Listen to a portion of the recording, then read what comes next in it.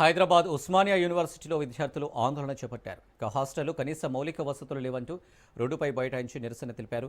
నాణ్యమైన భోజనాన్ని అందించడం లేదని ఓయూ ప్రధాన రహదారిపై బైఠాయించి ఆందోళన చేశారు. విద్యార్థులకు కనీస వసతులు కల్పించడంలో విఫలమయ్యారంటూ ఆగ్రహం వ్యక్తం చేశారు. వీసీ డౌన్ డౌన్ అంటూ నినాదాలు చేశారు.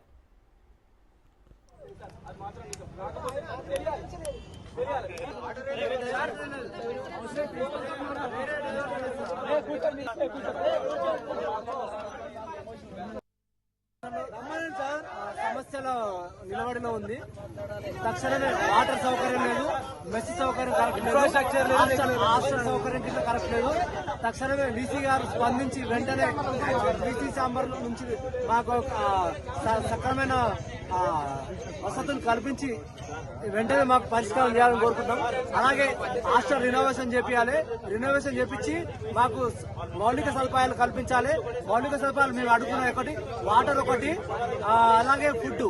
ఈ ఫుడ్ ఖచ్చితంగా మాకు